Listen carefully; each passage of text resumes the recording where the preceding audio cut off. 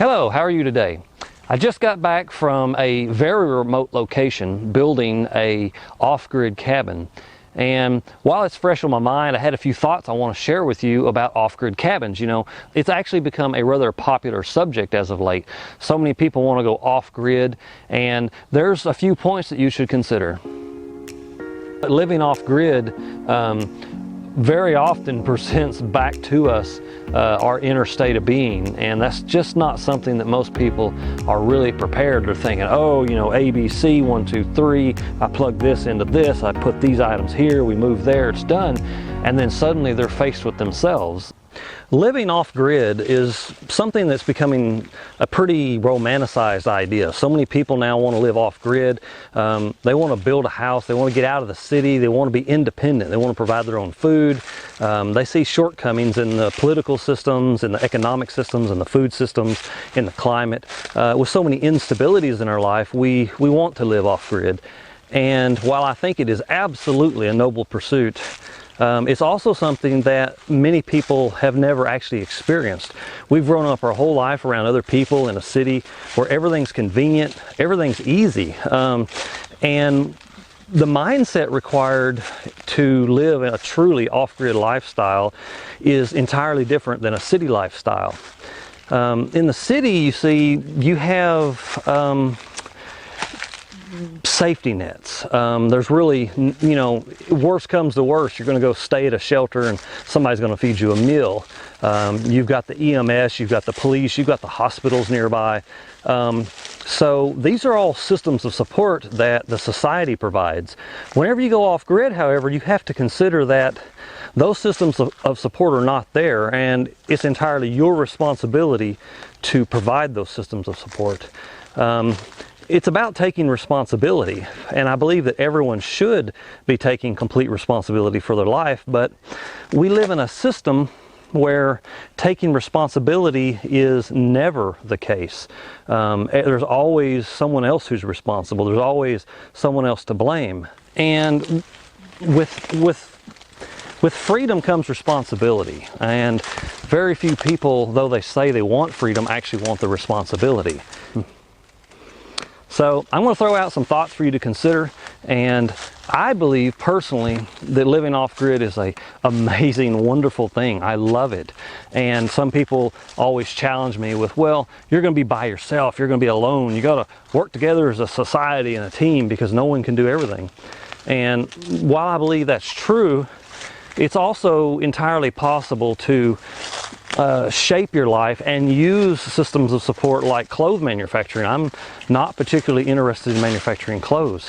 And in today's modern world where UPS runs to or near almost any place in the world, you actually have the opportunity to trade for money and use that money to buy the things that you still need. So a modern survival situation is different than the old way of going. And it's not something that is really talked about much, but before you begin your adventure for living an off-grid life, consider this. When you go truly off-grid, there's some things that are often not really considered, not really expected. Beyond providing all your systems of support, your housing, your sanitation, your energy, you have to provide a way to exchange goods. Now, being 100% independent, it is possible, but I'm pretty certain it's not a quality of lifestyle that most of us in a modern day and age would want. And with UPS coming anywhere and everywhere these days, you know, it's pretty easy to find product to sell on the land. You would look around nature and say, well, you know, there's nothing of value here, but actually, you know, there's fruits of the land, there's medicines of the land, there's things that you can value add to, like making jams and jellies or carvings or instruments. You know, whatever you find to put your hand to, you turn the raw materials of the earth into something that's of value. And honestly, that's one of the most rewarding aspects that you can experience, whether you're off-grid or not. But you have to consider that you have to make money, and then you have to be intentional. This isn't waiting to the next paycheck. This is planning perhaps an entire year or 5 or 10 years down the road, so that you have everything that you need and you don't run short. You're not buying an off-the-shelf Walmart survival or an off-the-shelf Walmart medical kit or first aid kit because they're worthless. You know, they would never actually handle a true emergency. And that's another example. Are you prepared to take your health into your own care and your own responsibility? Because, you know, there's not an ER 10 minutes down the road. There's not a 911. There's not a policeman who can just show up to solve your problems for you. You have to take responsibility for yourself in every aspect. And honestly, I think it's a very healthy and beautiful thing. A lot of people criticize the idea of doing everything or being alone. You know, you need to do it as a tribe. You need to do it as a group, a city, a culture, a state, a nation. And actually, I don't truly personally believe that. But you have to consider what is important to you. You have to get over the shock. You don't realize until you go off grid, you know, I can't just run down the road and see the latest movie that's out. I can't just simply run to town to get that one ingredient that I'm missing. All right, so let's take this off-grid thing from the beginning. The first thing a lot of people experience when they get into a true wilderness situation and truly off-grid is there's this deafening quiet. You know, it may not make sense, but it's so quiet that your ears ring, and it takes time for adjustment. And in that comes a lot of personal psychological issues, questions, doubts, fears. The solitude, which I believe allows a person to build a great deal of interpersonal strength, at first presents a lot of challenges, a lot of doubt, a lot of fear that you have to work through within yourself when you realize you're truly alone. And then once you've gotten used to that and begun to appreciate that and thrive in that, then you start to realize, you know, you have to plan ahead for everything. You can't just run the town. You can't just go see the latest movie on a moment's notice. Things that we're very accustomed to, convenience, quickness, it's just not going to be there in an off-grid situation. You have to plan a year or years in advance for every aspect. You have to also plan your income, how you're going to trade it. You're going to have to buy certain things that you don't need. Are you in an area where you can get UPS delivery? I mean, believe it or not, they do deliver to or near almost anywhere in the world. So it's possible to then trade with the rest of the world. After you've been there for a while and you're doing well, a lot of people have a great need for social interaction. A lot of people say it's unhealthy to be alone, and I think that entirely depends upon the person. Interestingly enough, in many of these very remote locations, you can find, you know, some people. For example, in the area I was at, they have a full moon gathering. When there's a full moon, they all meet at a single location. They have a dance, they have a potluck dinner, they have a little bit of a party. And so oftentimes you find a much deeper connection with the few people that are around you that you do meet, because you need each other, if for no other reason than to communicate and express yourself once in a while. And so that's something that a lot of people aren't prepared for, is the loss of the companionship. But then you begin to learn the value of true companionship, of being really present in a conversation, which makes the difference between being fully present and with someone versus just having a meaningless conversation. So relationships become much more meaningful. The time alone and the time apart, or the time alone and the time with someone, really carries value. Another thing is activities. We have a very activity-oriented life in our modern society. You know, every organization is trying to get you to spend money. Every organization is getting you to try to join their cause, and out of that comes a lot of societal programming where, you know, we think that we've got to have something to do. We think, oh, you know, I've got to have this activity.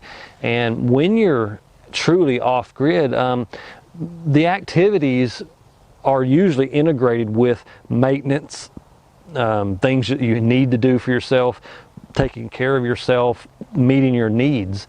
And beyond that, you find great deals of time. And if you're not developing a skill like playing a guitar, or maybe taking up archery, or just developing some personal skill, writing, programming, anything that you might want to develop, it's a beautiful opportunity to really grow and grow quickly in a new skill set, to develop yourself as a person, and perhaps most importantly, to develop yourself as a spiritual person.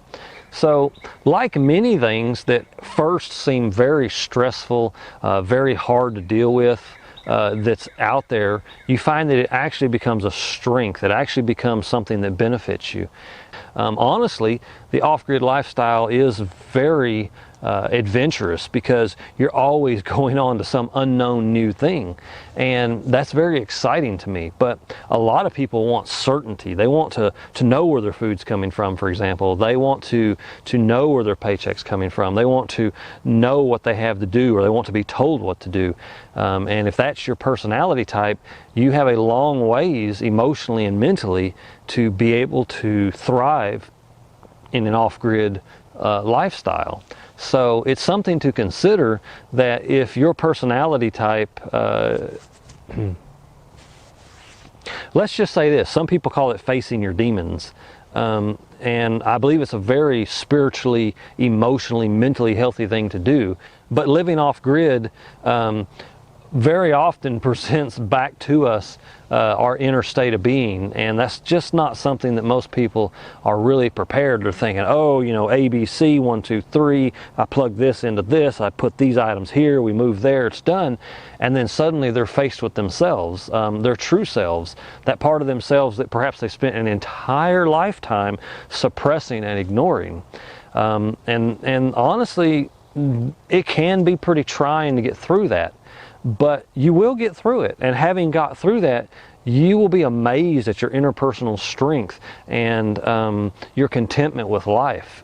It's amazing to me to see in myself the amount of growth that I have just when I spend 30 days off-grid and out in the wilderness. It's a very exciting time, it's a very challenging time, and it's also such a wonderful time to grow personally. Now, let's talk family. You know, if you have family, this is one of the most difficult parts. Very often, the ladies expect a certain amount of companionship, friendships, and that may or may not be available. So when choosing your off-grid location, discuss these things very thoroughly with your spouse, your significant other, your children. You really need to get down to the core of their needs, and you're going to have to temper your desire to be off-grid with the needs of the individual. And very often people will grow and realize that their true needs are something other than what they thought, and everything gets better. But sometimes a spouse just doesn't cope well.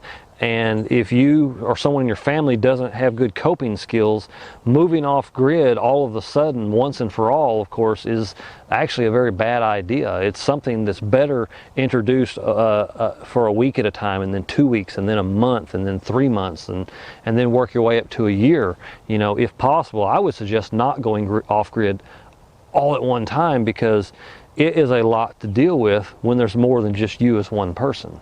You know, it's often thought that living alone in the wilderness is a terrible, lonely thing to do, and that you need other people, and that you're missing out on something because you're not in town or you're not in the village, right? And what I've actually found is that in that time of solitude and personal growth and development and challenges to overcome, and this wonderful road of adventure, I find so much more flavor in life. It's so much more amazing. And then when you do have an interaction between two people, it's much more heartfelt, so much more intentional. In fact, it honestly kind of blows me away after being in the wilderness and off-grid for a period of time, just how little meaning and social connection there is between neighbors, friends, and even companions. And that's one thing that being out there really does teach me, is that every interaction is very important, and it's important to be really really present. You can really listen to someone. You can really feel what they're saying. You can express yourself more clearly. Your pace is slowed down and you have time to stand back and look at everything. And so when you can talk to people, you really have meaningful things to say to them, and you're really willing to listen to them. And the few social interactions you get become much, much richer than months and months of the shallow, typical social interactions that we have in our developed society. So anyway, these are just some of the aspects of living off-grid. It's not really talked about a lot, but I just wanted to make you aware of these things, because because the more prepared you are, the better you can get through it. You know you're not alone. So I just wanted to let you know about a few of these things, to kind of start thinking about these things if you've been considering an off-grid lifestyle. It's something that isn't for everyone, at least not at first. And when you have more than one person involved, often one person's ready and one person's not. And you're going to have to work that out, or just throw caution to the wind, burn your bridges and do it. And honestly, that's not always the best way to do it. And there's a amount of time that we need to grow personally into an off-grid lifestyle, as opposed to going straight from living in the metroplex to living off-grid in the wilderness. The shock factor in that can be pretty tough to overcome. So I hope that in expressing some of these things to you, you will think about this, and if you find yourself in this position, you'll be better prepared to know that these are normal things that happen. These are normal thoughts. These are normal difficulties. So yeah, there you go. You have a great day, and thank you so much for listening. And I want to add that if you're interested in living off-grid and you want a house that can be put up in 2 weeks and moved into, you want something that is pest-proof, fire-proof, storm-proof, mold and rot and water-resistant or rot-proof, then you should definitely consider Aircrete, and we're having an off-grid cabin workshop very far out in the wilderness near the Big Bend National Park. It is this October 12th. It's right before the Terlingua International Chili Cook-Off. So after the workshop, there'll be lots of festivities, lots of people around, lots to do. So I would encourage you that if you want to experience some off-grid lifestyle, come out to this workshop. You're welcome to primitive camp for a period of time. You're welcome to go and see the local and the state and national parks. You know, and get a taste of what it means to live off-grid, and what it might actually take logistically to get all the stuff you need from the city to the middle of nowhere, and to put together something you can live in very, very quickly. You know, perhaps in the evenings we'll do some medicine walks or some food walks where we just go out into the wilderness and, you know, see what kind of dinner we can put together or what kind of medicines we could find, and try to get a flavor for it, to just sit down for a little while and experience the solitude and the quietness of such a situation. So, you know, it's an opportunity to come out, discuss these things with like-minded people. If this is a subject that interests you, please click the link below in the description and sign up for that October workshop, because there can be a lot more to it. I'm going to be there almost 2 months. So if you want to stay longer, you want to come earlier, you want to stay later, you're certainly welcome to do that. But I would encourage you to sign up quickly. Make your reservations if you're going to stay in the lodge or the hotel or even like the Lajitas Resort. Wherever you're going to stay, if you're renting something, there are some Airbnbs in the area, but make sure you do that early, because over 10,000 people come through this tiny wilderness area into Terlingua to do that chili cook-off, and everything is going to be reserved and rented well before October gets here. So anyway, that's all I have for you today. I hope that you found this useful. If you have any thoughts about living off-grid, if you want to hear more about living off-grid, please just leave some comments below, and I would love to hear your thoughts, comments, suggestions, experiences in living off-grid. And also, in the link below, there's a description to sign up for a webinar. We're going to be having a Survive and Thrive a course that teaches you everything, including the aircrete. It's going to teach you everything from 100% food independence and shelter, sanitation, energy, security, luxury, wellness care. We're going to cover every aspect of what it takes to just move off grid, and whether this is for a bug out situation if things go badly, or if you want a new kind of lifestyle. I mean, how do you move out into the middle of nowhere and provide a basic living income when there is no industry and there is no money in the area? This course endeavors to teach everything in a very simplistic, to the point method that I have personally experienced. This is something that is not just theory. It's something I have lived, and so I know that these things work, and I want to put that together in a course. So the webinar will be discussing these things. There's no charge for it. Make sure you're on the mailing list. Sign up for the mailing list as well, and you'll get notifications of when these webinars happen, and we can all get together and we can discuss this, and we can make this the most viable, realistic, helpful product out there anywhere that includes every aspect that you need to thrive. And the course is the Survive and Thrive Blueprint, because first you need to survive, and then you build a life of thriving from there. And we present it in a step-by-step blueprint that you can follow.